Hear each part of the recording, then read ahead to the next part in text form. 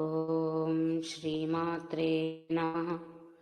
Yeah దేవీ సర్వభూతేషు శక్తిరూపేణ సంస్థితా నమస్తస్యై నమస్తస్యై నమస్తస్యై నమో నమః. సర్వమంగళమాంగళ్యే శివే సర్వార్థసాధికే శరణ్యే త్ర్యంబకే దేవి నారాయణి నమోస్తుతే. నారాయణి నమోస్తుతే. అరుణాం కరుణాతరంగితాక్షీం ధృతపాశాంకుశపుష్పబాణచాపాం అణిమాదిభిరావృతాం మయూఖైః అహమిత్యేవ విభావయే భవానీ. శ్రీమాత్రే నమః.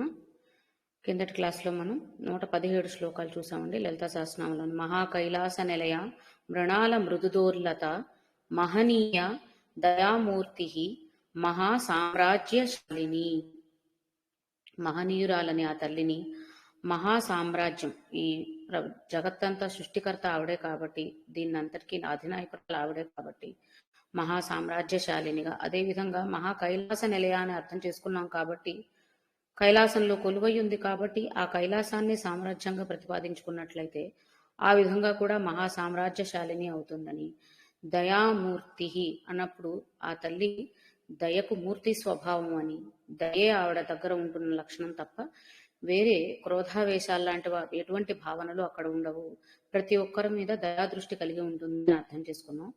అదేవిధంగా హృదయ కమలంలో ఆత్మస్వరూపంలో ఉన్న తల్లిని గ్రహించటమే పరమార్థము అని అర్థం చేసుకుంటున్న పరిస్థితులను కనుక మనం ఇక్కడ అన్వయించుకున్నట్లయితే, హృదయ స్థానము అంటే హృదయ, దయారూపంలో హృత్స్థానంలో ఉన్న తల్లి ఎవరైతే ఉన్నారో ఆత్మస్వరూపంలో, ఆవిడని గ్రహించడానికి పడుతున్న తాపత్రయమే మనం ఈ విధంగా తెలుసుకోవడం ద్వారా కూడా, ఆ విధంగా కూడా అంటే హృత్స్థానంలో ఉన్న మూర్తి భవించిన తల్లి కాబట్టి దయామూర్తి అని కూడా అర్థం గ్రహించవచ్చట. అలా మహనీయ దయామూర్తి మహాసామ్రాజ్యశాలిని. ఆ తర్వాత 118వ శ్లోకంలోకి వచ్చినట్లయితే, ఆత్మవిద్య మహావిద్య శ్రీ విద్య కామసేవిత శ్రీ షోడశాక్షరీ విద్య త్రికూట కామకోటిక. ఆత్మవిద్య మహావిద్య అంటే ఇక్కడి నుంచి కూడా శ్రీ విద్య యొక్క ఆవిర్భావం. లలితా సహస్రనామం కానీ లలితోపాఖ్యానం కానీ శ్రీ విద్యకు సంబంధించినవే చెప్తాయని తెలుసుకుంటూ వస్తున్నాం కాబట్టి శ్రీ విద్య యొక్క ఆవిర్భావం ఎలా జరుగుతుంది, అసలు శ్రీ విద్య అంటే ఏంటి అని తెలుపుతూ వస్తున్న నామాలు ఇవన్నీ కూడా. ఆత్మవిద్య మహావిద్య శ్రీ విద్య కామసేవిత శ్రీ షోడశాక్షరీ విద్య త్రికూట కామకోటిక కటాక్ష కింకరీభూత కమలాకోటి సేవిత శిరస్థిత చంద్రనిభ ఫాలస్థేంద్ర ధనుప్రభ హృదయస్థ రవిప్రఖ్య త్రికోణాంతర దీపిక. ఇంతవరకు ఆత్మవిద్య దగ్గర నుంచి మొదలుకొని ఈ నామం వరకు, త్రికోణాంతర దీపిక అన్న నామం వరకు కూడా అన్ని శ్రీ విద్య యొక్క రహస్యాలని లేదా శ్రీ విద్య యొక్క గొప్పతనాన్ని, శ్రీ ఉపాసకులకు లభించే ఫలితాలని, ఇలాంటివన్నిటిని శ్రీ విద్య ఉపాసన చేయవలసిన విధానాన్ని దీన్ని తెలుపుతుంది అని అనుకున్నప్పుడు, అసలు శ్రీ విద్య అంటే ఏంటి అంటే ఆత్మ విద్య, ఆత్మజ్ఞానాన్ని తెలిపే విద్య ఏదైతే ఉందో అది శ్రీ విద్య అని చెప్పడం. ఆత్మజ్ఞానము అంటే ఆత్మ అంటే ఏమిటి అన్న ప్రశ్న వచ్చినప్పుడు దానికి సంబంధించిన సమాధానం ఎక్కడ తెలుస్తుంది అంటే శ్రీ విద్య ఉపాసన ద్వారా. అంటే ఎవరికైతే నేను అన్న శబ్దానికి అర్థం, దానికి నిజమైన కారణం ఏంటి అంటే నేను అంటే ఈ శరీరమా, మనస్స, బుద్ధ ఏమిటి అని ఆలోచించుకున్నప్పుడు దొరుకుతున్న సమాధానం ఏదైతే ఉందో అది శ్రీ విద్య ద్వారా బోధపడుతుంది. దొరికే సమాధానం ఏంటి అంటే అహం బ్రహ్మాస్మి. మనం ఇదివరకు కూడా తెలుసుకున్నాం కదా, నేను అంటే బాహ్య విషయాలు కాదు, నశించిపోయే కృషించిపోయే పదార్థాలు, విషయ పదార్థాలు అన్నవి నేను కాదు, నిత్య చైతన్యమైనది ఏదైతే ఉందో, చిచ్చక్తి అంటున్నాం కదా, ఆ నిత్య చైతన్యమైన ఆత్మస్వరూపం ఏదైతే ఉందో అదే నిజమైనది అని తెలిపేది ఆత్మ విద్య. కాబట్టి అంటే శ్రీ విద్య ఈ ఆత్మ, నిజమైన ఆత్మ అంటే ఏమిటి అన్న విషయాన్ని మనకు బోధ చేస్తుంది కాబట్టి అది ఆత్మ విద్య అయింది. అది ఏది నిజమైన ఆత్మ అన్నప్పుడు అహం బ్రహ్మాస్మి అంటే ఎక్కడో లేదు, ఆత్మస్వరూపం నీలోనే ఉంది. నేను అహం బ్రహ్మాస్మి అంటే నేనే బ్రహ్మగా ఉన్నాను అంటే ఆ పరబ్రహ్మ తత్వాన్ని తెలుపుతుంది. ఆత్మ అంటే మరేమిటో కాదు, పరబ్రహ్మ స్వరూపం అన్న విషయాన్ని అర్థం చెప్తుంది. కాబట్టి అంత గొప్పది బ్రహ్మము అనేది మహా అని పోల్చదగినది. కాబట్టి అదే మహావిద్య. అంటే ఏ విద్య ద్వారా అయితే నిజమైన ఆత్మజ్ఞానాన్ని పొందుతున్నామో అది ఆత్మ విద్యగా చెప్పబడుతుంది. ఆ ఆత్మ విద్య ద్వారా పొందుతున్న ఆత్మజ్ఞానం ఏమిటి? పరబ్రహ్మతత్వం, బ్రహ్మస్వరూపాన్ని అర్థం చేసుకోగలడం. కాబట్టి దానినే మహావిద్యగా కూడా సంబోధిస్తున్నారు. అసలు ఏంటి ఈ విద్యలన్నీ అంటే అదే శ్రీ విద్య. అంటే శ్రీ విద్య ఉపాసన చేయడం ద్వారా సాధకునికి బోధపడే విషయాలు ఏమిటి అంటే నిజమైన ఆత్మజ్ఞానం. ఆ ఆత్మజ్ఞానం ద్వారా అర్థం చేసుకోగలిగినది పరబ్రహ్మ తత్వం. శ్రీ అన్న శబ్దానికి ముందు కూడా మనం ఇదివరకు వచ్చిన నామాల ద్వారా కూడా చాలా అర్థాలు గ్రహించడానికి ప్రయత్నించాం.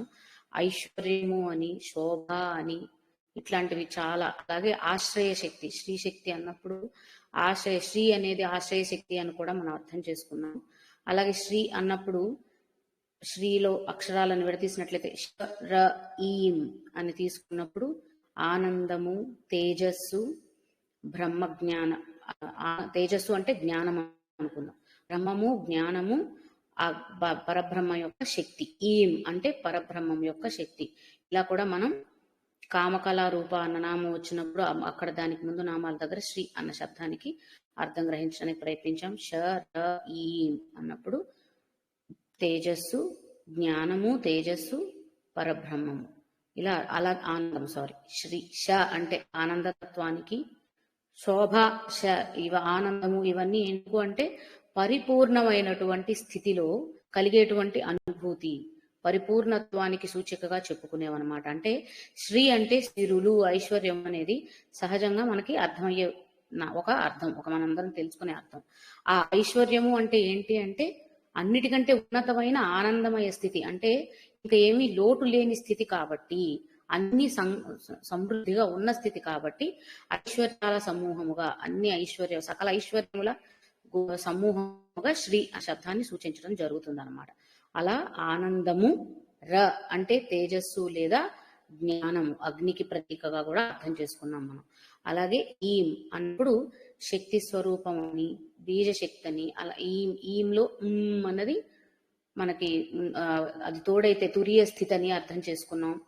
ఆ ఈంలో ఉన్నది బ్రహ్మజ్ఞానం అని అర్థం చేసుకున్నాం. అలాగే దాన్ని తీసుకున్నట్లయితే అంటే ఆ మూడిటి యొక్క కలయికనే శ్రీ అన్నప్పుడు ఆ శ్రీ విద్య అంటే ఆ విద్య ఏంటి అంటే మనం ఇప్పుడు చెప్పుకున్న బ్రహ్మజ్ఞాన తత్వాన్ని, జ్ఞానాత్మకమైన పరబ్రహ్మ స్వరూపాన్ని, ఆ తేజోమయమైనటువంటి జ్ఞానానందమయ స్థితిని తెలుసుకునే విద్య ఏదైతే ఉందో అది శ్రీ విద్య.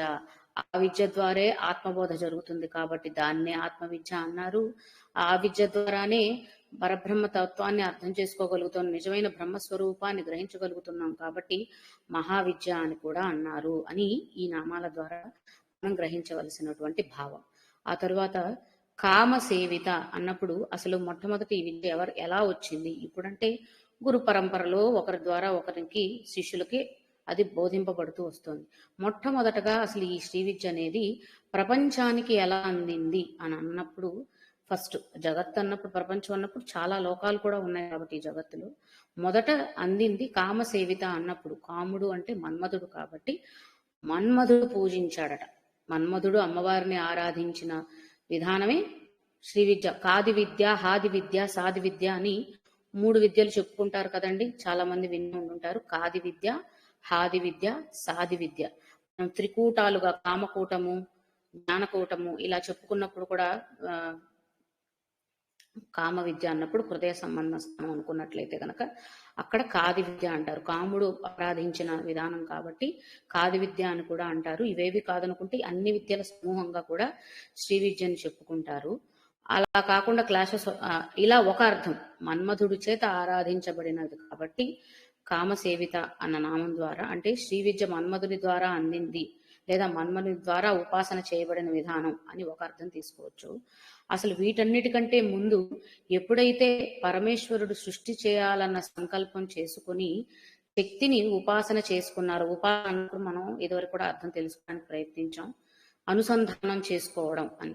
ఆరాధించడం అనే దానికంటే అనుసంధానం చేసుకోవడం అంటే శక్తిని తనతో కలుపుకొని సృష్టి చేయడం జరిగింది కాబట్టి ఆ విధంగా శక్తిని మొదట ఉపాసించింది పరమేశ్వరుడు కాబట్టి కాముడు అన్నప్పుడు కామేశ్వరుని అర్థం తీసుకున్నట్లయితే గనక మొట్టమొదటగా తొలిగా పరమేశ్వరుని చేత ఉపాసించబడిన విధానం అంటే ఏ విధానం ద్వారా పరమేశ్వరుడు శక్తిని అనుసంధానం చేసుకొని సృష్టి చేశారో ఏ విద్యా అదే శ్రీ విద్యగా మనకి బోధించబడినది.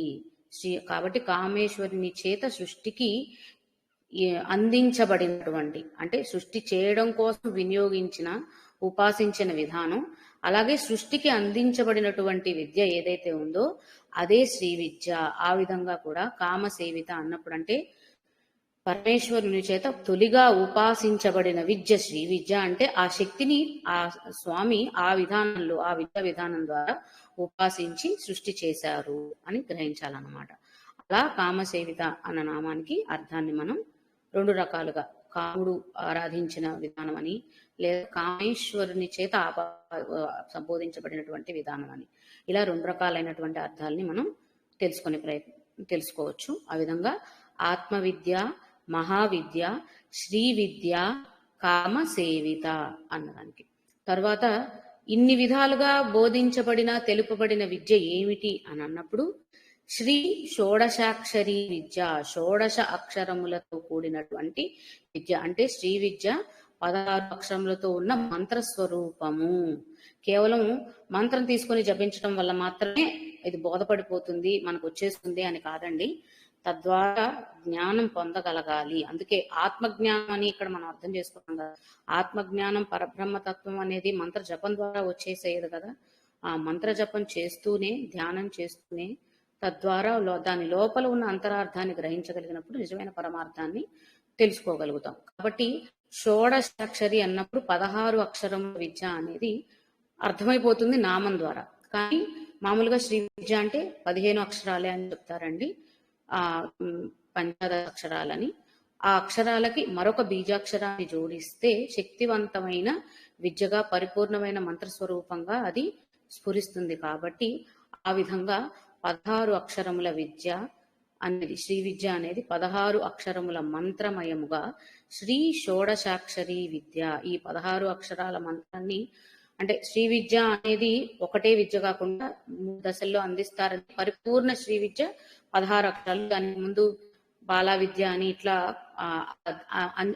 దశలుగా ఉపాసకులకు అందిస్తూ పూర్తిగా అన్ని దశల్లోనూ ఉన్నత స్థితికి చేరిన వారికి పరిపూర్ణమైన దీక్ష ఇవ్వడం జరుగుతుందనేది శ్రీ విద్య గురించి అవగాహన ఉన్న వాళ్లకు, శ్రీ విద్య ఉపాసకులకు అర్థమవుతుంది. అందరికీ బోధపడకపోవచ్చు, కాకపోతే పరిచయ జ్ఞానంలాగా స్వీకరిద్దాం ఇక్కడ. ఆ విధంగా 16 అక్షరముల మంత్రస్వరూపాన్ని షోడశాక్షరి విద్య అని అంటారు అని అనుకున్నట్లయితే ఇంకొకటి ఏం చెప్తున్నారు అంటే శ్రీ విద్యకి శ్రీ సూక్తానికి ఉన్న అనుబంధాన్ని తెలుపుతూ శ్రీ సూక్తంలో ఉన్నటువంటి 15 రుక్కులు ఒక్కొక్క రుక్కు ఒక్కొక్క మంత్రంలోని అంటే ఇప్పుడు 16 అక్షరాల మంత్రం అని అనుకున్నప్పుడు 15 రుక్కులు ఒక్కొక్కటి ఒక్కొక్క అక్షర రూపం అనుకుంటే అంటే మంత్రంలో ఉన్న ప్రతి ఒక్క అక్షరం ఒక బీజాక్షరం అనుకుంటే ఒక్కొక్క రుక్కు ఒక బీజాక్షరంతో సమానమట.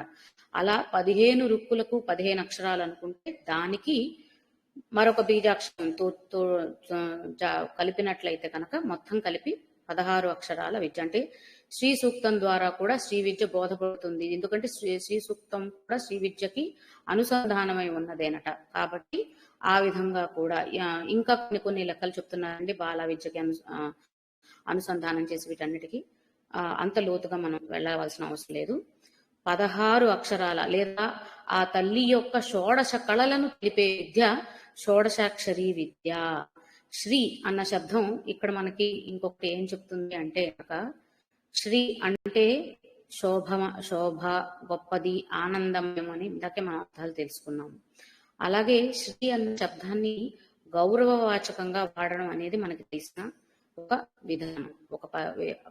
ఆ ప్రకారంగా చూసుకున్నట్లయితే షోడశాక్షరి విద్యకి ఉన్న గౌరవ వాచకమే శ్రీ అని అనుకున్నట్లయితే తద్వారా పరిపూర్ణమైన విద్యగా శ్రీ విద్యగా అది అందబడుతుందట. అంటే మనం ఇందాక నుంచి చెప్పుకుంటున్న 15 అక్షరాలు పంచదశాక్షర మంత్రం అని అనుకున్నప్పుడు దానికి గొప్పదైన ఈ బీజం తోడవ్వడం వల్ల వస్తున్న విద్య శ్రీ విద్య అని అర్థం చేసుకోవచ్చు అన్నమాట. బీజాక్షరాల గురించి ఎక్కువగా ఇక్కడ మనం చర్చించుకోవాల్సిన సందర్భం కాదు కాబట్టి అది గురు బోధ ద్వారా అందుకోవాల్సింది కాబట్టి ఎక్కువ చర్చ దాని గురించి చేయట్లేదు. కేవలం అన్నిటి గురించిన పరిచయం దక్కితే సులభంగా ఉంటుంది అర్థం చేసుకోవడం కోసం అని మాత్రమే ప్రయత్నిస్తున్నాం. కాబట్టి ఆ విధంగా శ్రీ షోడశాక్షరి విద్య, మనకి శ్రీ అన్న శబ్దంలో ఉన్న గొప్పతనం, శ్రీమాత అన్నప్పుడు కూడా శ్రీతోనే మొదలవుతుంది. అంటే శ్రీ విద్య యొక్క గొప్పతనాన్ని తెలపడానికి లలితలో మొదటి నామమే శ్రీమాత అని మొదలైంది. ఆ విధంగా ఆ శబ్దానికి ఉన్నంటే శ్రీమాత గొప్పతనం కావచ్చు, శ్రీమాత అన్న నామ యొక్క గొప్పతనం కావచ్చు, శ్రీ విద్యలో ఉన్న గొప్పతనం కావచ్చు, దేన్నైనా అర్థం చేసుకోవడానికి ప్రయత్నిస్తే తెలుస్తుంది అనేది ఇంకొక విషయం మనం ఇక్కడ గ్రహించవలసిన విషయం అన్నమాట.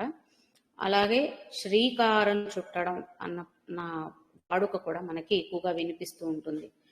శుభకరమైన విషయాలకు కావచ్చు, గొప్ప విషయాలకు కావచ్చు శ్రీకారం చుట్టబడడం అన్న నానుడిని వాడుతూ ఉంటాం. వీటన్నిటికీ వెనక ఉన్న మూల కారణం ఇది అని తెలియపరచడానికి ప్రయత్నిస్తున్నాను అనమాట.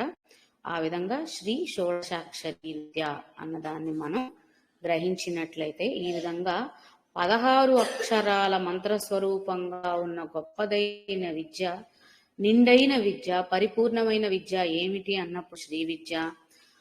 ఆ విద్య ద్వారా పొందేది ఆత్మజ్ఞానం కాబట్టి దాన్నే ఆత్మవిద్య అంటూ, దాని ద్వారా తెలుసుకున్న పరబ్రహ్మ తత్వానికి సూచికగా దీన్నే మహావిద్య అంటూ తెలుసుకుని, వీటన్నిటినీ మొట్టమొదటగా సృష్టికి అందించినది లేదా మొట్టమొదటగా ఈ విద్యను ఉపాసించింది ఎవరు అని అన్నప్పుడు కామసేవిత నామం ద్వారా కామేశ్వరుని ద్వారా అందించబడినదని, కామేశ్వర ఉపాసనా శక్తి ఫలితమే శ్రీ విద్య ద్వారా పొందేది కూడా అని గ్రహించవచ్చు. తర్వాత కూటములు, ఇందాకే మనం చెప్పుకున్నాం కదా, కామరాజకూటం అని అన్ని చెప్పుకుంటూ ఉన్నామని, భవకూటం, కామరాజకూటం అని, ఇలా 3 కూటముల సమూహం సమ్మేళనం అను. కూటమి అన్నప్పుడు సమూహము, సమ్మేళనము, గుంపు అనేది అర్థమవుతుంది కదండి. ఆ విధంగా 3 కూటముల సమూహమే ఆ తల్లి అని చెప్పడానికి త్రికూట అన్న నామాన్ని వాడారండి. ఈ త్రికూట అన్న నామానికి అర్థవంతంగా వచ్చేవి ఏమేమి ఉన్నాయి? 3 కూటములు, 3 కలయిక అనేది ఎక్కడెక్కడ ఏ విషయాల్లో అర్థం చేసుకోవచ్చు అంటే, మనందరికీ తెలిసింది త్రిమూర్తి స్వరూపాలు, బ్రహ్మ విష్ణు మహేశ్వరుల స్వరూపం ఆవిడే అని చెప్పడం ఒకటి. అలాగే ముగ్గురమ్మల మూలపుటమ్మ కదా, ముగ్గురు శక్తుల యొక్క కలయికగా ఆవిడని చెప్పటం అంటే త్రితత్వానికి 3 అన్న శబ్దానికి 3టి కలయిక ఆవిడ అని చెప్పడానికి 3 ఏమేమిటి అనేది ఇక్కడ చూస్తున్నాం అన్నమాట. కాబట్టి త్రిమూర్తులు, ముగ్గురు అమ్మలు, అలాగే ముల్లోకాలు అంటాం కదా, 3 లోకాలు, అవస్థాత్రయములు, మనం జాగృతావస్థ, స్వప్నావస్థ, సుషుమ్నావస్థ చెప్పుకున్నాం కదా. ఆ అవస్థాత్రయముల్లోనూ ఉన్నది, వాటన్నిటిని గ్రహించడానికి ఉండే వాటికి అన్నిటికీ ఉన్నతమైన స్థితి తురియావస్థ అని చెప్పుకున్నాం. కాబట్టి అవస్థాత్రయముల ద్వారా కూడా గ్రహించగలిగిన స్థితి ఏమిటి అంటే ఆవిడే. అలాగే ఇందాక మనం చెప్పుకున్నట్టు పీఠత్రయములు, జాలంధర పీఠం, కామరాజ పీఠం, వాగ్భవ పీఠం, 3 పీఠాల్లోనూ పీఠత్రయంగా కూడా ఆవిడనే చెప్పుకుంటున్నారు. అలాగే 3 గుణములు, జాలంధర పీఠం, పూర్ణగిరి పీఠం, కామగిరి పీఠం, ఈ 3 పీఠాలుగా కూడా పీఠత్రయముగా కూడా ఆవిడని చెప్తారు. అలాగే ఇందాక మనం 3 కూటములు అన్నప్పుడు కామరాజ కూటం, వాగ్భవ కూటం, ఇట్లా 3 కూటాలుగా కూడా అమ్మవారిని మనం చెప్పుకుంటున్నాం. అలాగే త్రిగుణములు, 3 గుణములకి కలయికగా కూడా ఆ తల్లిని చెప్పుకుంటున్నాం అన్నమాట. ఈ విధంగా త్రయి అన్న స్థితిని, మూడిటి యొక్క కలయిక ఏమిటి, ఆ 3 ఏమిటి అన్నప్పుడు ఇన్ని రకాల 3ని తీసుకోవచ్చు అనమాట. ఇన్నిటి 3ంటి కలయికని పరిపూర్ణ తత్వాన్ని ఆ తల్లి స్వరూపంగా చెప్పుకుంటున్నాం.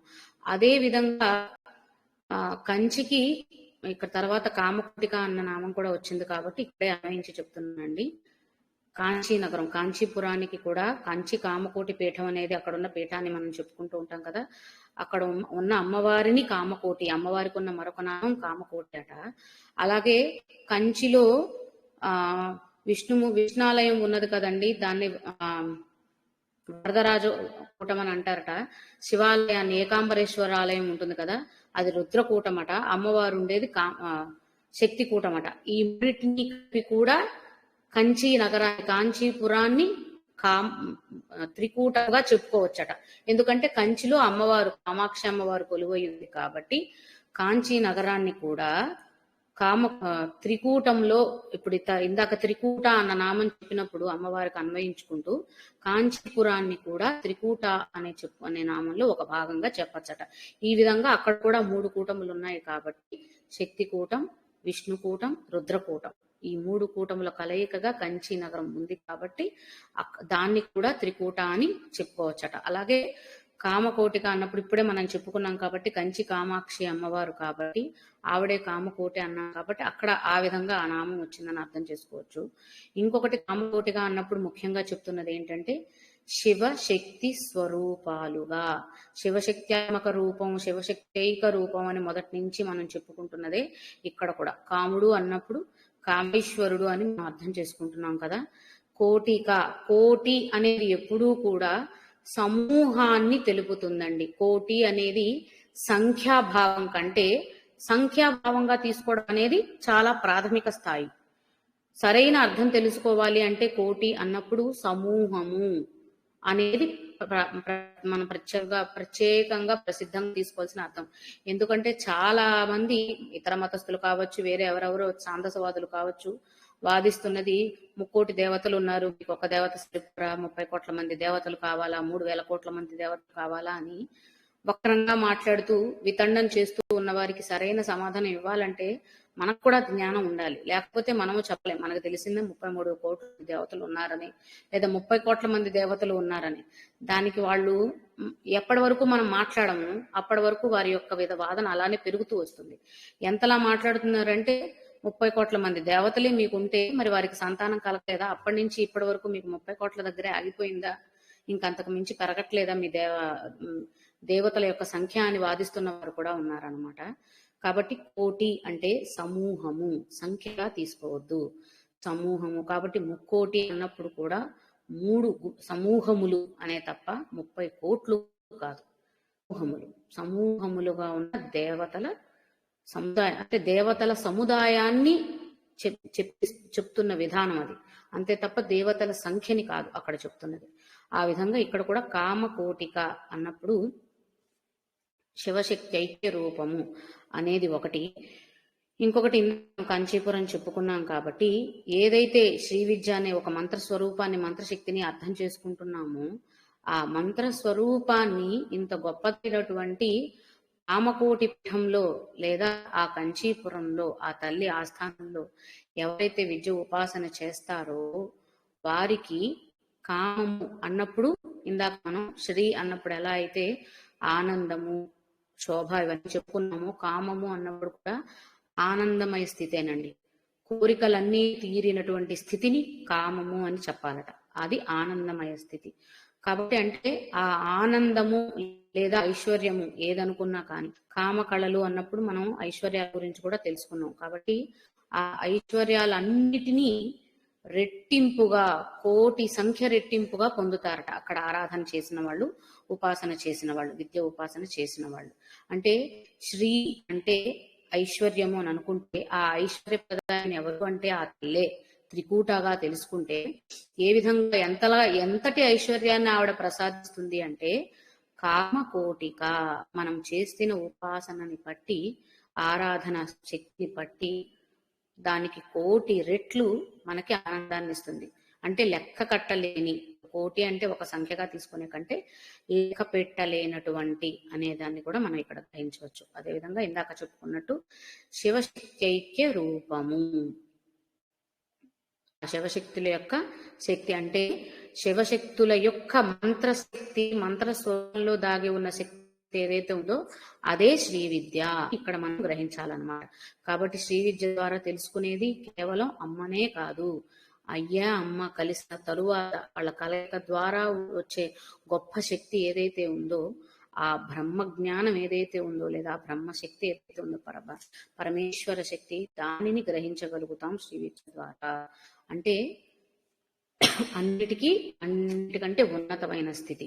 ఇంకొకటి ఏం చెప్తున్నారు అంటే, శ్రీ విద్య ద్వారా మనం తెలుసుకునేది బిందు స్వరూపంలో ఉన్నటువంటి ఆ తల్లిని. అంటే చక్రాన్ని కనుక అన్వయించుకున్నట్లయితే శ్రీచక్రంలో అన్నిటికంటే సహస్రార బిందువు అనుకున్నా పోని, సహస్రాల్లో బిందు రూపంలో ఉన్నది శివశక్తి ఐక్య స్వరూపం అని అనుకుంటే, దానిని గ్రహించటానికి తోడ్పడే విద్య శ్రీ విద్య అని అనుకున్నప్పుడు, ఆ అన్నిటికంటే ఉన్నతమైనది గ్రహించటం ఏదైతే ఉందో దాన్నే నిర్వసిస్తూ కామకోటిక అని చెప్పారని కూడా తెలుసుకోవచ్చండి. కోటి అంటే మరొక అర్థం ఏం చెప్తున్నారంటే కొన లేదా ఆఖరి అంచు, చివరి, అంటే ఇంకా దాని తర్వాత ఇంకేమీ లేదు అని అంటారు చూడండి, ఆఖరి ఒడ్డు, ఆఖరి అంచు, దానిని కొన అంటారట. కామ అన్న శబ్దానికి దీన్ని ఎలా అన్వయించి చెప్తున్నారు అంటే, ధర్మ అర్థ కామ మోక్షములు అనేవి ఉన్నాయి కదా, వీటి కోసమే కదా వీటిని నిగ్రహించుకుంటూ వీటి ద్వారా ఒక్కొక్క మార్గంలో ఒక్కొక్క మెట్టు ఎదుగుతూ మోక్షం, ధర్మము అర్థము కామము ద్వారా మోక్షాన్ని పొందుతాము అనేదే చెప్తారు కదా. కాబట్టి ధర్మబద్ధమైన జీవన విధానం అని అనుకుంటే, ధర్మబద్ధమైన ఆర్జన అంటే సంపాదన, ధర్మబద్ధమైన జీవన విధానంలో అన్ని కోరికలు కలిగిన తీరిపోయిన స్థితి కామము అన్న నామాన్ని సూచిస్తే, తద్వారా పొందే స్థితి మోక్షము అన్నప్పుడు కామ కోటి అంటే కామము తరువాతి ఆఖరి కొన. ఈ నాలుగుని మనం తీసుకున్నట్లయితే, ఈ నాలుగిట్లో కామం తర్వాత ఆఖరణ ఉన్నది, చివరి కొనన ఉన్నది ఏమిటి? కొసన అంటే మోక్షము.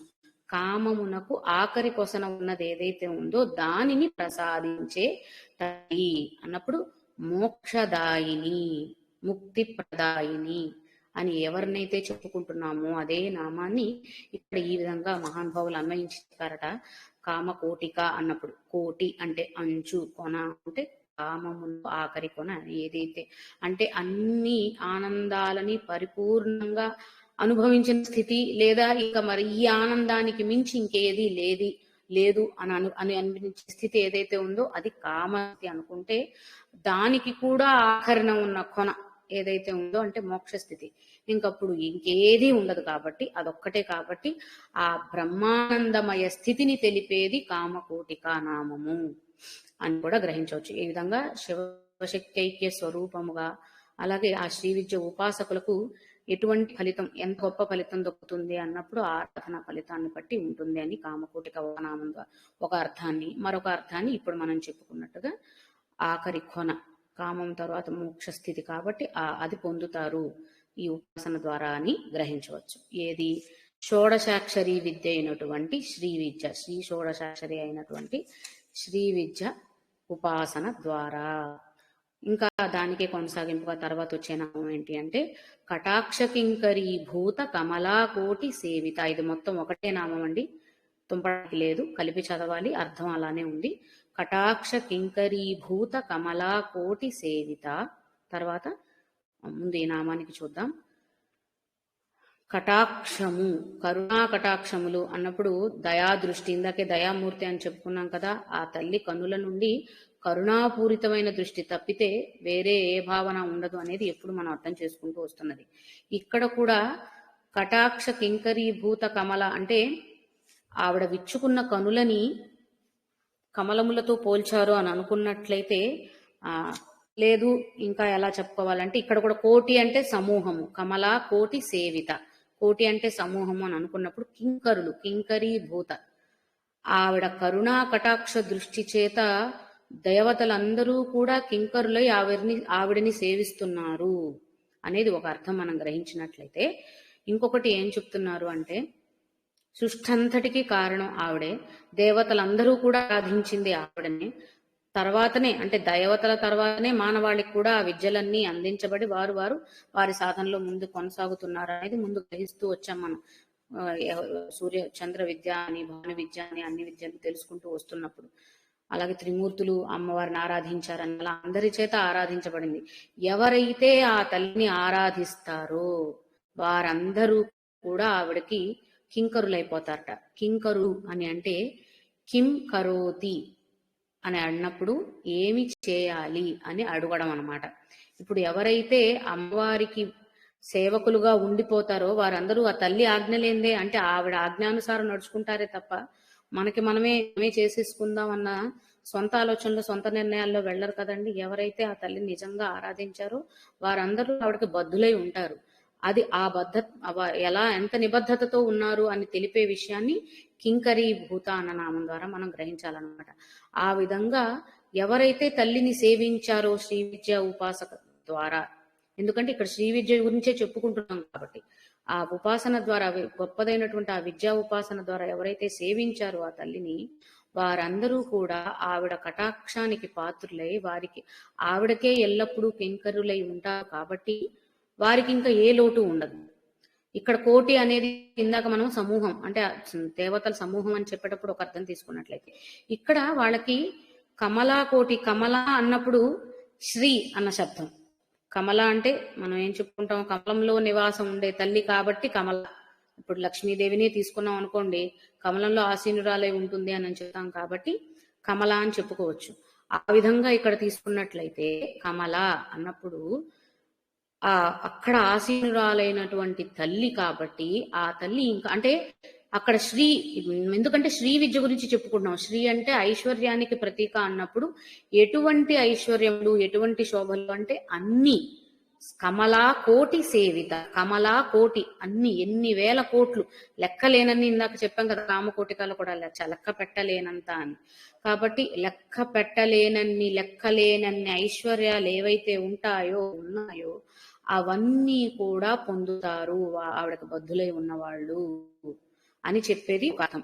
కటాక్ష కింకరీభూత కమలాకోటి సేవిత, ఆవిడని సేవించి ఆరాధించిన వాళ్ళందరూ ఆవిడ కటాక్ష దృష్టికి పాత్రులవుతారు కాబట్టి తద్వారా వారందరూ కింకరీభూతులై వారికి అటువంటి ఐశ్వర్య ప్రాప్తి కలుగుతుంది అనేది ఒక అర్థం తీసుకుంటే, ఇంకొక తత్వపరమైన అర్థం ఏం చెప్తున్నారు అంటే అక్షములు అంటే కళ్ళు అని అనుకున్నప్పుడు అమ్మవారి కటాక్ష వీక్షణములు అని ఎప్పుడు చెప్పుకుంటూ ఉన్నప్పుడు అక్షౌభ్య శక్తి అంటే అమ్మవారి దృష్టి మాత్రము చేత పొందేటువంటి శక్తి. ఇక్కడ ఎలా చెప్తున్నారు అంటే కటాక్షము అంటే విప్పారినటువంటి స్థితినండి. ఎప్పుడూ కూడా కమలం విచ్చుకున్నటువంటి స్థితినే మనం చాలా చోట్ల వర్ణించుకుంటూ వచ్చాం.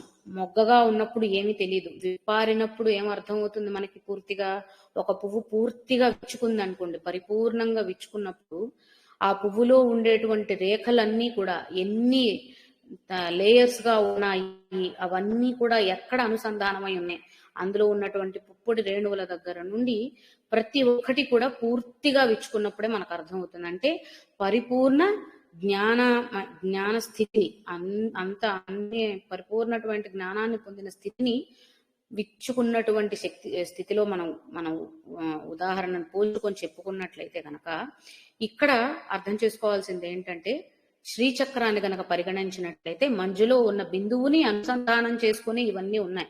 కానీ అది మొగ్గగా ఉన్నప్పుడు మనకు తెలుస్తుందా? ఏం తెలియదు.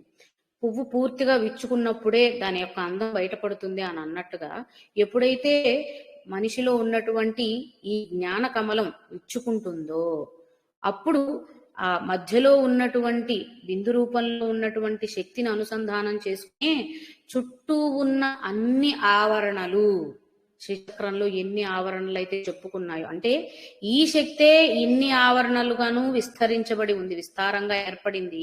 ఆ విస్తారంగా ఏర్పడిన తరువాత కూడా వాటన్నిటికీ అనుసంధానంగా ఈ మధ్య బిందువులోనే ఉంది శక్తి అంతా. ఇదే శక్తి విస్తరించబడి ఉంది.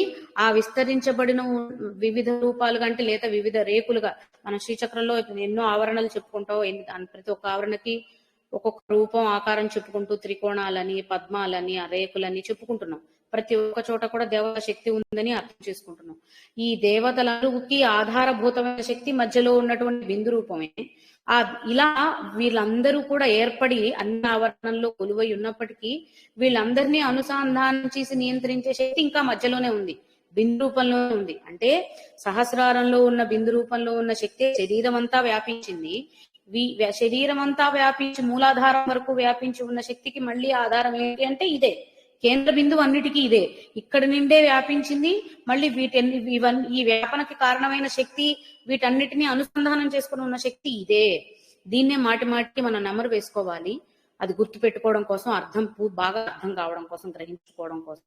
కాబట్టి ఆ విధంగా విప్పారినటువంటి జ్ఞానమయ స్థితిలో ఉన్న శక్తి స్వరూపాలన్నీ, లేదా అలా శ్రీచక్రంలో అన్ని ఆవరణలలో ఉన్నటువంటి దేవతా శక్తులన్నిటికీ మూలమైన బిందు స్వరూపంలో ఉన్నది, త్రికోణ మధ్యలో ఉన్నటువంటి బిందు స్వరూపంలో ఉన్న శివశక్తైక్య రూపమే అనుకుంటే, ఆ శివశక్తైక్య రూపాన్నే ఇవన్నీ ఇంకా అనుసంధానం చేసుకున్నాయి. అంటే ఏ ఆవరణలో ఉన్నాయంటే దేనికి దాన్ని సపరేట్ చేయడానికి లేదు.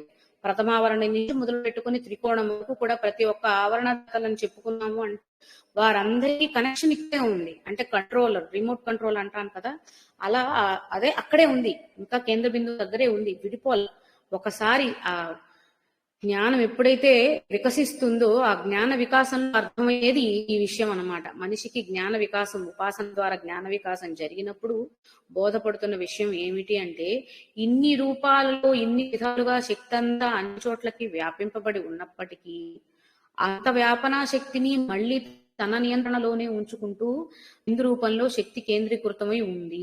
ఇదే వ్యాపిస్తుంది, మళ్ళీ తద్వారా తనలో ఐక్యం కూడా చేసుకుంటుంది అన్న విషయాన్ని మనం ఎప్పటికీ జ్ఞప్తికి ఉంచుకోవాలి అనేది తెలుస్తుంది. ఆ విధంగా ఈ అన్ని ఆవరణలలోనూ ఉన్న దేవతా శక్తులు ఎంతమంది ఉన్నారో వారి యొక్క సమూహముగా అక్కడ కమలాకోటి సేవిత తీసుకున్నట్లయితే, అలా మనం పోయినసారి కూడా చెప్పుకున్నాం, శ్రీచక్రంలో ఉండే అన్ని ఆవరణల్లో ఉన్న దేవతలని మనకి మామూలుగా ఖడ్గమాలలు చెప్పుకునే దేవతా శక్తుల నామాలు కొంతవరకే. అలా కాకుండా ప్రతి ఒక్క ఆవరణని విశ్లేషించి విభజించి చూసుకున్నట్లయితే కనుక మొత్తం కలిపి 64 కోట్ల మంది దేవతలు ఉంటారు అనేది మనం ఇదివరకు కూడా ఒకసారి తెలుసుకున్నాం ముందు నామాల్లో కూడా. ఆ విధంగా వారందరూ కూడా ఆవిడ కటాక్ష దృష్టి చేత కింకరీభూతులై ఉన్నారని మొత్తం శ్రీచక్రం గురించి తెలిపేదే శ్రీ విద్యాన్ని శ్రీచక్రానికి అనుసంధానం చేస్తూ కూడా శ్రీ విద్య గురించే ఇక్కడ మనం తెలుసుకుంటున్నాము అన్న విషయాన్ని అర్థం చేసుకోవాలట. ఆ విధంగా అన్ని ఆవరణలో, శ్రీచక్రంలోని అన్ని ఆవరణలలోనూ ఉన్న దేవతలందరూ కూడా ఆవిడకి బద్ధులై ఉన్నవారే. అంటే ఆవిడ రూపంగానే వాళ్ళు ఉన్నారు, వాళ్ళు మళ్ళీ ఆవిడగానే మనకి బోధపడతారు అనేది గుర్తుపెట్టుకోవాలి. అది కటాక్ష ఇంకరీభూత కమలాకోటి సేవిత అన్న నామం ద్వారా మనం గ్రహించవలసిన విషయం. తర్వాత వచ్చినట్లయితే ఇప్పుడు ఏ ఏ విధానాలుగా ఎక్కడెక్కడ ఎలా ఈ ఉద్యోగ ఉపాసన చేయగలుగుతాం, తద్వారా ఏం పొందుతాం అనేది చూస్తున్నాం అన్నమాట. శిరస్థిత చంద్రనిభ, శిరస్థిత చంద్రనిభ, ఫాలస్థేంద్రధనుప్రభ, ఫాలస్థ ఇంద్రధనుప్రభ. 2 నామాలండి ఇవి. ఫాలస్థ ఇంద్రధనుప్రభ అంటే 2 వేర్వేరు నామాలు అయినప్పటికీ ఒకదానికొకటి కనెక్షన్ ఉన్న నామాలు అన్నమాట. ఫాలస్థ ఇంద్రధనుప్రభ, తర్వాత హృదయస్థ రవిప్రఖ్య త్రికోణాంతర దీపిక. హృదయస్థ రవిప్రఖ్య త్రికోణాంతర దీపిక, త్రికోణము మధ్యలో ఉన్నటువంటి తేజస్సు ఏదైతే ఉందో దీపముగా, అది ఆవిడ అని చెప్పేది త్రికోణాంతర దీపిక అని అర్థమవుతుంది. ఏ త్రికోణము ఇది అంటే ఇప్పుడు ముందు ఉన్న నామాల ద్వారా అర్థమవుతుంది. శిరస్థిత చంద్రనిభ, శిరస్సు స్థానంలో అంటే సహస్రార స్థానంలో కొలువైన శిరస్థిత, సహస్రారం దగ్గర కొలువై ఉన్న తల్లి. ఎవరు ఆవిడ? చంద్రనిభ, చంద్రకాంతులతో ఉన్న తల్లి, అమృతానందమయ స్వరూపము. చంద్రకాంతులతో అమృతానందమయ స్వరూపము సహస్రారం దగ్గర కొలువై ఉన్న తల్లినే ఇక్కడ మనం తెలుసుకుంటున్నాం. ఆవిడనే నిత్య తృప్తగా ఇక్కడ గ్రహించాలటండి. అంటే ఇంకా పరిపూర్ణమైన స్థితికి వెళ్ళిపోయాం కదా, అన్నిటికంటే ఉన్నతమైన స్థితికి చేరిన తర్వాత ఇంకా అంతా నిత్యతృప్త, ఇంకేముంటుంది, ఇంకా తృప్తి అనేదే తప్ప వేరే భావన ఉండదు. కాబట్టి నిత్యతృప్త దేవత. అలాగే ఇక్కడ శిరస్థిత అన్నారు కాబట్టి మనకి ముందు ప్రార్థన తర్వాత మనం ఇది చేసుకుంటామండి. అంగదేవతలందరినీ చేసుకున్నప్పుడు మనకు ఒకటి వస్తుంది, శరసే స్వాహ శిఖాయే వషట్ అని ఈ నామాలన్నీ ఫస్ట్ వచ్చినాయి, గుర్తున్నాయో లేదో అందరికీ. కాబట్టి స్వాహా దేవత అని కూడా, అంటే శిరస్సు దగ్గర తెలుపుతున్న దేవతా రూపం కాబట్టి స్వాహా దేవత అని కూడా చెప్తున్నారు. అలాగే శిరస్థానంలో ఉన్నటువంటి తల్లిని గ్రహించటం. ఉపాసకులు చెప్పే విధానం ఏంటంటే సాయంకాల సమయంలో, మనం చంద్రుడి స్థానంగా చెప్పుకుంటున్నాం కదా, సాయంకాల సమయంలో ఇలా శిరస్సుని ఆధారం చేసుకొని ధ్యానం చేస్తే విధానాన్ని కూడా అక్కడ తెలుపుతున్నారు అని చెప్పి చెప్తున్నారు అనమాట. అంటే అక్కడ అంటే సాయంకాలంలో కేవలం శిరస్సును ఆధారం చేసుకొని చేయాలని కాదు, తద్వారా ఎక్కువ శక్తిని పొందుతారు అనేది చెప్తున్నారు అనమాట. అంతే. కాబట్టి అంగదేవతలకు, అంటే అంగదేవతలకు ఉన్న గొప్పత, ఇప్పుడు స్వరూపం మంత్రాలకి ఉన్న అంగదేవతలే మనం చెప్పుకునేది. అంగన్యాస కరన్యాస చేసినప్పుడు మంత్రంలో ఉన్నటువంటి అంగదేవతలను ఆహ్వానించి తద్వారా ఆ మంత్రం లేదా సూత్ర విధానాన్ని కొనసాగిస్తాం మనం. అందుకని ప్రతిదానికి అంగన్యాస కరన్యాస చేస్తాం. ఆ విధంగా అంగన్యాసలో మనం చెప్పుకున్నప్పుడు శరసే స్వాహ అని వస్తుంది. అలా లేదంటే మనకి ఖడ్గమాలలో కూడా వస్తాయి. శిరోదేవి, నేత్రదేవి, కవచదేవి, ఖడ్గమాలలో కూడా అమ్మవారి నామాలన్నీ వస్తూ ఉంటాయి అన్నమాట, అక్కడ ఉండే దేవతల గురించి చెప్పడానికి. కాబట్టి ఇక్కడ శిరసే స్వాహ అని వస్తుంది. స్వాహాదేవి శిరస్సుని స్థానంగా చేసుకుని ఆరాధించే విధానాన్ని తెలుపుతున్నారు. అక్కడ ఉన్న దేవతని నిత్యతృప్త అని అర్థం చేసుకోవాలని తెలియపరుస్తున్నారు. అలాగే దీన్ని మనం ఏం తీసుకోవచ్చు, సహస్రారం అని తెలుసుకున్నాం కదా. కాబట్టి శిరస్థిత చంద్రనిభ అంటే చంద్రకాంతులతో, చంద్రకాంతులు అంటే ఆనందమయ స్థితిని, వెన్నెల రాత్రులు మనకు చెప్పుకుంటూ ఉంటాం కదా, అది ఆనందమయ అమృతమయ స్థితిని కాబట్టి తెలిపేది. అమృతమయ స్థితిని తెలుపుతున్నారు. నిత్యతృప్త అన్న తల్లిని తెలుపుతున్నారు. స్వాహాదేవతనే అర్థం చేసుకునేలా చేస్తున్నారు. సాయం సమయం ఆరాధనకి కాదు, ధ్యానానికి ఈ స్థితిలో శిరస్సుని తీసుకొని చేసేది సాయంకాలం మంచిది అని చెప్తున్నారు అన్నమాట. చేస్తారని, మంచిది అని కాదండి, సాయం సమయం దీనికి ప్రాశస్త్యంగా చెప్పుకుంటారు అని మాత్రమే వాడదాం. ఏదన్నా నేను మాట్లాడిన మాటలో శబ్దం మారితే కూడా ఇబ్బందులు ఎదుర్కొంటాం కాబట్టి ఆ విధంగా శిరస్థిత చంద్రనిభ అని తీసుకుంటే, తర్వాత ఫాలస్థ ఇంద్రధను ప్రభ. ఫాలస్థ అంటే ఫాలభాగం, ఆజ్ఞాచక్రం, సహస్రారము ఆజ్ఞాచక్రం. ఇప్పుడు ఆజ్ఞాచక్రం దగ్గరకు వచ్చినట్లయితే ఫాలస్థ దగ్గర మనం ఇంద్రధను ప్రభ, ఇంద్రధనుస్సులాగా, ఇంద్రధనుస్సు యొక్క ప్రభలతో ఉన్నటువంటి తల్లి అని అర్థం చేసుకున్నట్లయితే, ఇంద్రధనుస్సు సప్తవర్ణాల ప్రతీకగా తీసుకున్నాము అని అనుకుంటే ఆకారం అర్ధచంద్రాకారం ఒకటి, సప్తవర్ణాలకి ప్రతీకగా తీసుకుంటే అగ్నిని సప్తవర్ణ దేవతగా చెప్పుకోవడం జరుగుతుందటండి. సప్తజిహ్వా దేవతగా అగ్ని స్వరూపాన్ని తెలుసుకోవడం జరుగుతుందట. కాబట్టి ఇక్కడ అగ్ని స్వరూపంగా గ్రహిస్తున్నాము ఆ తల్లిని. ఇందాక చంద్ర స్వరూపంగా చెప్పుకున్నాం చంద్రనిభ శిరస్థిత దగ్గర. ఇప్పుడు ఫాలస్థము దగ్గర, ఫాలభాగములో అర్ధచంద్రాకారములో, అర్థమైంది కదా, ఇంద్రధను ధనుస్సు అంటే అర్ధచంద్రాకారం కాబట్టి అక్కడ సప్తవర్ణాలని ఆకారాన్ని రెండింటిని కూడా ఫాలభాగంలో అగ్ని రూపాన్ని, అగ్ని స్వరూపాన్ని చెప్తున్నారు.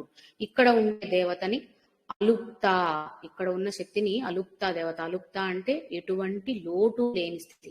ఇందాక నిత్యతృప్త అన్నాం చంద్రనిభ దగ్గర, అంటే అన్నిటినీ పొందిన భావన. ఇక్కడ అసలు ఏ లోటు లేని భావన. రెండు దగ్గరగానే ఉంటాయి, ఎందుకంటే ఇక్కడి నుంచి ఇక్కడికే కదా, సహస్రారం నుంచి ఇక్కడికి పెద్ద తేడా లేదు. ఇక్కడ దాకా వచ్చేసారి ఏ లోటు లేదు కాబట్టే త్వరగా నిత్యతృప్తి స్థితికి వెళ్ళగలుగుతున్నారు అనమాట. ఆ విధంగా అలుప్త స్థితిని తెలుపుతున్నది. ఇందాక మనం శిరస్థిత అన్నప్పుడు, శిరసే స్వాహ అన్నప్పుడు ఏం చెప్పుకున్నాం, సాయం సమయంలో ఈ స్థితిలో ఉపాసన చేస్తే, ధ్యానం చేస్తే ఫలితాలు దక్కుతాయని. ఇప్పుడు ఫాలస్థ అన్నప్పుడు ఉదయకాలంలో చేసే ఉపాసన లేదా ధ్యాన పద్ధతిని ఈ భాగంగా, అంటే పాల భాగాన్ని ఆధారం చేసుకొని చేసే ధ్యాన విధానాన్ని సూచిస్తున్నారు అనేది అర్థం చేసుకోవాలన్నమాట. అలా నిత్యతృప్త, అలుప్త, చంద్రనిభ అన్నప్పుడు చంద్ర తేజస్సు లేదా చంద్ర వెలుగులు, ఇక్కడ అగ్ని తేజస్సు. ఆ తర్వాత దాని నుంచి కిందకు వస్తే హృదయస్థ రవి ప్రఖ్య. హృదయస్థానము రవి అంటే అరుణ కిరణములు, హిరణ్య గర్భం హరిణీం అని మనం అమ్మవారిని స్తుతిస్తాము. అది అందరికీ తెలిసినదే. కాబట్టి అరుణ వర్ణం గురించి అరుణ వర్ణంలో అమ్మవారిని పోల్చి చెప్పుకోవడం అనేది చాలా స్తోత్రాల్లో, ఇక్కడే చాలా నామాల్లో కూడా తెలుసుకున్నాం. కాబట్టి హృదయ స్థానంలో అరుణవర్ణంలో ఉన్నటువంటి తల్లి, రవికాంతులతో ఉన్నటువంటి తల్లి ఆవిడే అని చెప్పటం ఇక్కడ ఉన్న అర్థం.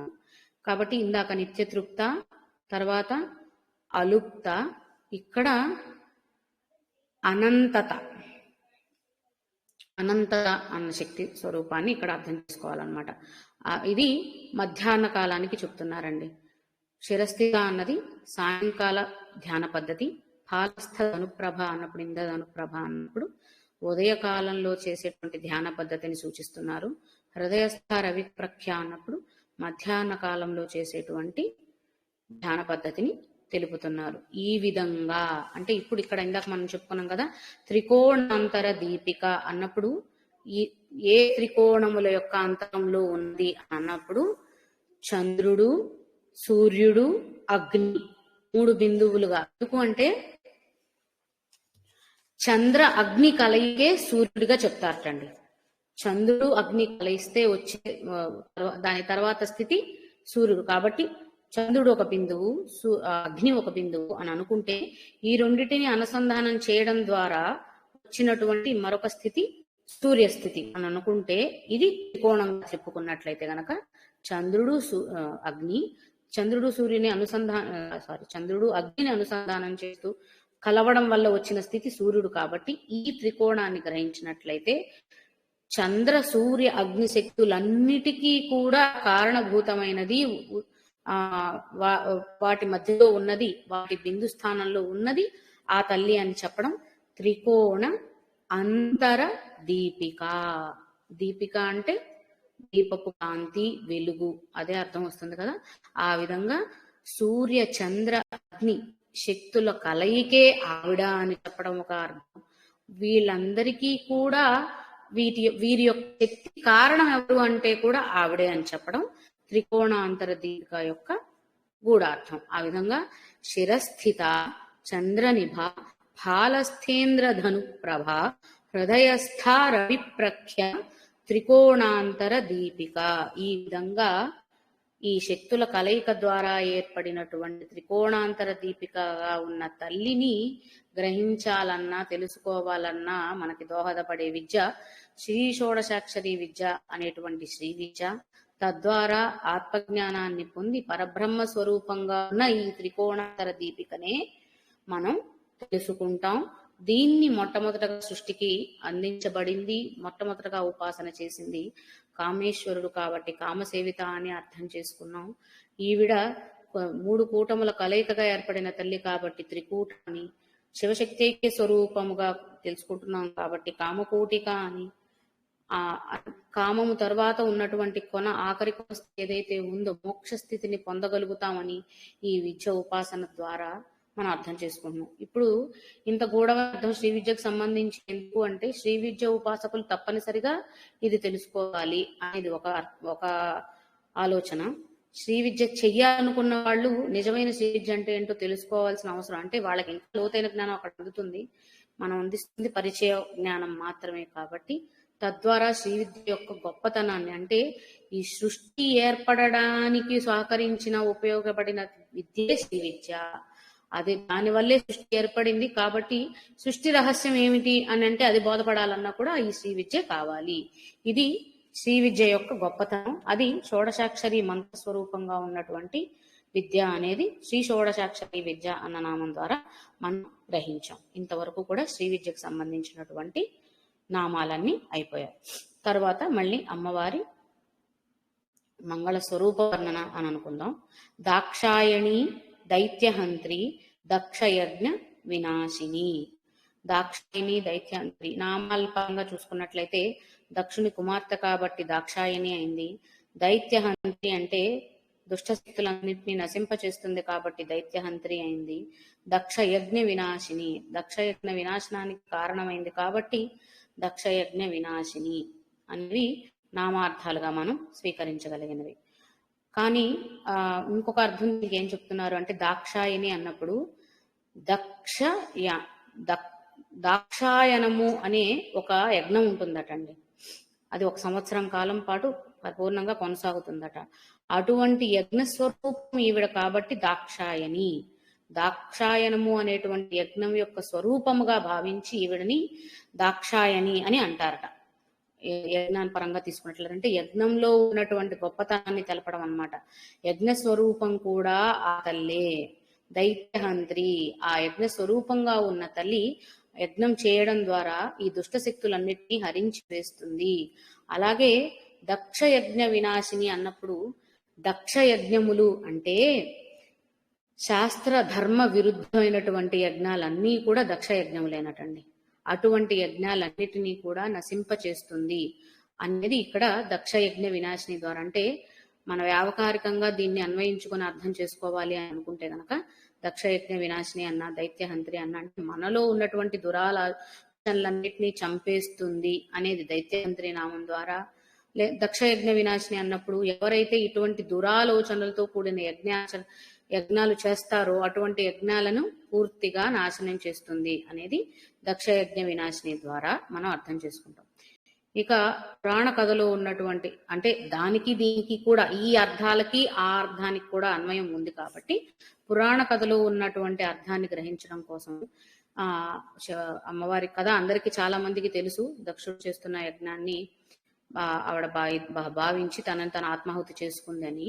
ఆ విధంగా అక్కడ అర్థం చేసుకున్నట్లయితే గనక దక్ష ప్రజాపతికి ఆ శక్తిని ఆరాధించి ఆయనే, అంటే ఆయన సృష్టి చేయడానికి నియమించబడి ఆ ప్రజాపతిగా తన నియమపాలన చేయవలసి వచ్చినప్పుడు ఆయనకి బోధించబడింది ఏంటంటే శక్తిని ఆరాధించడం వల్లనే తన ప్రజాపతి అనే తనకి నియమించబడినటువంటి విధిని తను నిర్వర్తించగలుగుతాడు అని చెప్పినప్పుడు, నువ్వు సృష్టి చేయాలి కాబట్టి శక్తిని ఆరాధించు అని దక్షుడికి చెప్పడం జరిగిందట. అప్పుడు ఆయన శక్తిని ఆరాధించినప్పుడు, సృష్టి చేయాల్సిన బాధ్యతను ముందు నాకు ఇచ్చారు కాబట్టి నువ్వే నాకు పుత్రికగా రామ్మా అని శక్తిని ఆరాధించడం జరిగిందట. ఆ ఆరాధన ఫలితంగా తల్లి ఆయనకి పుత్రికగా కలిగింది. కానీ పుత్రికగా కలిగిన తరువాత కలక్క ముందు దక్షుడు ఆయన పుట్టి దైవాంశే అయినప్పటికీ ఆయనలో ఉన్న ఒక భావన ఏంటి అంటే, నేనే అంతా చేయగలను, నాదే, ఇంకా నాకు అడ్డే ఉంటుంది అన్న ఒక భావన ఆయనకు ఉండేదట. అది ఆ తల్లికి ముందే తెలుసట. అయినా సరే ఆయన ఎందుకంటే తల్లి ఎప్పుడు కూడా శివారాధన చేస్తూ ఉంటది. దక్షుడికి శివుడికి పడదంట. దక్షుడికి శివుడు అంటే ఇష్టం లేదు. ఎందుకు అంటే పెద్ద కారణం లేదట. దక్షుడు ప్రజా సృష్టి చేయడానికి నియమించబడిన వాడు, శివుడు లయకారుడు. అంటే ఈయన చేసిన సృష్టి అంతా ఆయనలో లయమవుతుంది కాబట్టి ఈయన ఆయన్ని విరోధిగా భావించడం మొదలు పెట్టాడట. అంటే వారిద్దరి మధ్య పెద్ద విరోధం జరగడానికి ఏదో లేదు కారణం. ముఖ్య కారణం ఇదట. ఆయన లయకారుడు కాబట్టి ఈయన చేసిన సృష్టి అంతా ఆయనలో లయమైపోతుందన్న విధానంలో ఆయన మీద విరోధిగా ఏమంటారు ఆ క్రోధం పెంచుకొని ఆయనకి విరోధిగా వ్యవహరిస్తున్నాడు. ఎప్పుడైతే అమ్మవారు ఆయనకి పుత్రికగా జన్మించిందో, అమ్మవారికి స్వయంవరం ఇది చేసినప్పుడు అప్పటికే ఆవిడ ఆయన్నే పెళ్లి చేసుకోవడానికి, శివుణ్ణి మాత్రమే వివాహం ఆడడానికి నిశ్చయంగా ఉందని తెలిసినప్పటికీ తల్లి ఆయనకి బిడ్డగా వచ్చిందన్న విషయాన్ని మర్చిపోయి తన బిడ్డ తన మాట వింటుందన్న ధోరణిలోకి వెళ్ళిపోయి స్వయంవరాన్ని ఏర్పాటు చేసినప్పటికీ ఆవిడ మనసులో అంతా శివుణ్ణి నింపుకుంది కాబట్టి శివాయ నమః అనుకొని శూన్యంలో వరమాల వేసినప్పటికీ ఆవిడ ఆహ్వానించింది కాబట్టి ఆ శూన్యంలోనే పరమేశ్వరుడు వచ్చి ఆ వేసిన వరమాలని స్వీకరించి ఆవిడని వివాహం ఆడడం జరిగిందట. అప్పటి నుంచి ఆయన మీద ఇంకా కోపావేశాలు ఇచ్చుకున్న దక్షుడు శివుడికి ఆహ్వానం కూడా ఇవ్వకుండా యజ్ఞాన్ని తలపెట్టాడట. ఆ యజ్ఞంలో పాలు పంచుకున్న వారందరూ కూడా దేవతలే అయినప్పటికీ శివుడికి విరుద్ధంగా అయ్యారు కాబట్టి, అంటే శివుడు అంటే పరబ్రహ్మ తత్వం అనుకుందాం, పరమేశ్వర తత్వం అంటే సృష్టి మూలం కాబట్టి పరబ్రహ్మాన్ని అంటే సృష్టిని ధిక్కరించడం. ఇక్కడ శివుడికి విరోధిగా మారడం, వ్యతిరేకిగా మారడం అంటే సృష్టిని ధిక్కరించడం, లేదా సృష్టంతా ఉన్నటువంటి పరబ్రహ్మ శక్తిని, పరబ్రహ్మ తత్వాన్ని ధిక్కరించడం. ఆ ధిక్కరణ చేశారు కాబట్టి దక్షునితో పాటు అతనితో ఆ యజ్ఞంలో పాల్గొన్న దేవతలందరూ ఎవరైతే ఉన్నారో ఇటువంటి దురాలోచన, పరబ్రహ్మాన్ని ధిక్కరించాలని, విస్మరించాలని, ఆయన్ని త్యజించాలని, ఆయనతో సంబంధం లేకుండా ఎప్పుడైతే ఆయన్ని తప్ప మిగిలిన అందరినీ పిలుచుకొని యజ్ఞం మొదలు పెట్టాడో ఆయన జయించాడు అంటే పరబ్రహ్మనే. అంటే సృష్టిని వదిలేస్తే నువ్వెలా, మనకి ఆ బ్రతుకు లేదు కదా. ఎప్పుడైతే వీళ్ళందరూ దేవతా జన్మలు ఎత్తినప్పటికీ కూడా అటువంటి ఆలోచనని పొందారో వెంటనే తక్షణం వాళ్ళు దైత్యులుగా మారిపోయారట. ఎందుకంటే వారిలో వచ్చినటువంటి దుర్గుణాల వల్ల. అలాంటి దైత్యులందరినీ సంహరించింది కాబట్టి ఆవిడ దైత్యహంత్రి. ఫస్ట్ దక్షుడు కుమార్తె కాబట్టి దాక్షాయిని అయిపోయింది. దైత్యహంత్రి అంటే అక్కడ ఉన్నది రాక్షసులు కాదు కదా. దక్షయజ్ఞంలో పాల్గొన్న వాళ్ళందరూ దేవతలే, రాక్షసులు కాదు. దైత్యులంటే రాక్షసులు. మరి ఇక్కడ దైత్యహంత్రి ఎందుకు వచ్చిందంటే అటువంటి దురాలోచన ఒకటి వారి మనసులో కలగడం వల్ల అది రాక్షస గుణానికి సంకేతం కాబట్టి వారి అందరూ కూడా అక్కడ దైత్యులుగా అయిపోయారు. అందువల్ల వారందరినీ వారు చేసిన ఆలోచన అటువంటిది కాబట్టి సంహరించక తప్పలేదు అనేది దైత్యహంత్రి అన్న నామం ద్వారా. తద్వారా దక్ష యజ్ఞ వినాశిని, ఆ విధంగా దక్షుని యజ్ఞం జరగకుండా ఆపేసింది కాబట్టి దక్ష యజ్ఞ వినాశిని. అంటే ప్రత్యక్షంగా ఆవిడ కారణం కాదు కదండి. మనకి దక్షయజ్ఞంలో వీరభద్రుడి ఆవిర్భావం కూడా వింటాం. వీరభద్రుడు వచ్చి దక్షయజ్ఞ వినాశనం చేశాడని. కానీ వీరభద్రుడు ఆవిర్భావానికి ముందు జరిగిన తంతంతా ఏంటి అంటే, అయ్యవారికి వెళ్ళి నారదుడు చెప్పారంట, నిన్ను పిలవకుండా చేసేస్తున్నాడు అయ్యా, నీకు అవమానం కాదా అంటే అయ్యవారు పట్టించుకోలేదట. కానీ అమ్మా ఆయన్ని పిలవకుండా చేసేస్తున్నాడు దక్షుడు, ఇట్లా యజ్ఞం మరి ఎలాగా చూసుకోమ్మా అంటే ఆవిడ కోపంతో ఇలా అవమానిస్తారా అని ఆవిడ కోపంతో దక్ష సభకి వెళ్ళిందట. అలా వెళ్ళి అక్కడ చేసిన దక్షుడు అవమానాన్ని భరించడం అంటే ఇటువంటి దక్షుని కుమార్తెగా ఈ జన్మ వద్దు, ఇటువంటి దైత్య లక్షణాలు దైత్య స్వభావాలు పొందిన దక్షుని కుమార్తెగా ఈ జన్మ వద్దు అని తనని తను ఆత్మాహుతి చేసుకున్నదట తల్లి. తర్వాత మళ్ళీ పునర్జన్మ ఎత్తింది అనుకోండి, అది వేరే విషయం. ఆ విధంగా అంటే అటువంటి దురాలోచన కలిగిన దక్షునిని ఆత్మాహుతి చేసుకుంది కాబట్టి అది సహించలేని పరమశివుడు వీరభద్రుడి అంశని పంపించి దక్షయజ్ఞం నాశనం కావడానికి పూనుకున్నాడు. అంటే దీనికి అంతటికీ మూలం ఎక్కడ పడింది? ఆవిడ మనసు కష్టపెట్టుకొని ఇలా చేస్తున్నాడు దక్షుడు అని రావడం వల్ల జరిగింది. తనని తను ఆత్మాహుతి చేసుకోవడం. అంటే ఒక చెడు నాశనం కావాలి అంటే ప్రతి చోట పరమేశ్వరుడి రావాల్సిన అవసరం లేదట. ఆయన ఏమి కిమ్మనకుండా నిమ్మలంగా ఉండుండొచ్చు శాంతంగా, కానీ ప్రకృతి రూపమైనటువంటి ఈ శక్తి ఊరుకోదట. ఆయన నిమ్మలంగా ఉంటే ఉన్నాడు, కానీ నేను ఊరుకోను అని తల్లి వచ్చి ఇలా నాశనానికి పునాది వేస్తుందట, బీజం వేస్తుందట. ఆ విధంగా ఇప్పటి ఈ ఆధునిక కాలము, ఈ కలియుగము అనుకుంటే కూడా ఇప్పుడు కూడా ఎవరమైతే ధర్మ విరుద్ధమైన శాస్త్ర విరుద్ధమైన చర్యలని చేస్తూ ఉంటామో వారిని తండ్రి కనిపెట్టుకొని చూసి చూడనట్టు వదిలేసిన తల్లి ప్రకృతి వైపరీత్యాలని సంభవించేలా చేసి మనందరికీ గుణపాఠం తెలియపరుస్తూనే ఉంటుంది. ఇప్పుడు జరుగుతున్న ప్రకృతి వైపరీత్యాలు ఎన్నెన్నో వింటున్నాము అని అంటే వాటికి మూలం మనలోనే ఉంది. మనలో ఉన్న ఎంతో మంది మనం అందరం కలిసి చేస్తున్నటువంటి దక్ష యజ్ఞాలే ఇప్పుడు ఉన్నాయి. కాబట్టి ఈ ఆధునిక కాలంలో అంటే నిజమైన పరబ్రహ్మ తత్వాన్ని ధిక్కరించి విస్మరించి అక్కలే నేనే గొప్ప అనుకోని ఇప్పుడు ఏదైనా ఒకటి సాధించగానే ఇదంతా దేవుడి దయ వల్ల ఇదంతా జరిగింది అని అనుకోగలిగితే ఒక ఎత్తు, ఇదంతా నా గొప్పతనమే, నా శక్తి సామర్థ్యాలే. నీ శక్తి అనేది ఏంటి? ఆ శక్తే కదా నిజమైన ఆ స్వరూపం, బ్రహ్మస్వరూపం అని అనుకుంటున్నాం. అది విస్మరించి నేనే చేయగలిగాననే అహంకార భావంలో ఎప్పుడైతే మనిషి కుట్టుకుంటున్నాడో అప్పుడు మనిషికి గుణపాఠం చెప్పడానికే తల్లి ఇటువంటి వైపరీత్యాలని సృష్టించి మనకి బోధ చేస్తున్నా కూడా మనం అర్థం చేసుకోకుండా మళ్ళీ మళ్ళీ అవే తప్పులు చేస్తున్నాం, మళ్ళీ మళ్ళీ అవే సమస్యల్ని మనమే కొని తెచ్చుకుంటున్నాం. కాబట్టి ఇక్కడ ప్రకృతి వైపరీత్యాలు జరగగానే దేవుడు మన మీద కోపగించాడనో లేకపోతే ఆ తల్లి ఆగ్రహించింది, ఆ తల్లి మన మీద కరుణ చూపించట్లేదని మనం అనుకుంటూ ఉంటాం కదా. ఎలా చూపిస్తుంది? ఇలాంటి తప్పులు మనం చేస్తున్నప్పుడు నువ్వు చేస్తున్నావు కాబట్టి వాటిని నశింపజేయడానికి నేను వచ్చాను, ఇక మీదటైనా మారు అని మళ్ళీ మళ్ళీ సూచనలు చేస్తున్నా మళ్ళీ మళ్ళీ మనం మన దారిలోనే వెళ్తున్నాం. కాబట్టి మనం ఎంతలా మారుతాము, మనం ఎప్పుడైతే నిజమైన ఆత్మస్వరూపాన్ని అర్థం చేసుకుని సరైన మార్గంలో ధర్మబద్ధమైనటువంటి మార్గంలో మనం పయనిస్తామో అప్పుడే వీటన్నిటి నుంచి ఈ విపరీతాలన్నిటి నుంచి మనల్ని మనం కాపాడుకున్న వాళ్ళం అవుతాం. కాబట్టి ఇక్కడ మనకు అర్థమవుతున్న విషయం ఏంటంటే ఎప్పుడో ఏదో శక్తి అంటే ఎందుకు ఇంత ఘోరాలు జరుగుతున్న దేవుడు రాడు అంటే ఘోరం పెద్దది ఒకటి బయటపడింది కాబట్టి వాడు ఘోరం చేసిన వాడు అయ్యాడు. వాటన్నిటికీ నాంది పలుకుతున్న వాళ్ళల్లో ప్రత్యక్షంగా పరోక్షంగా అందరం ఉంటాం. ఒకటి చూసి చూడకుండా విస్మరించిన సమయంలో తప్పుడు వాళ్ళమే.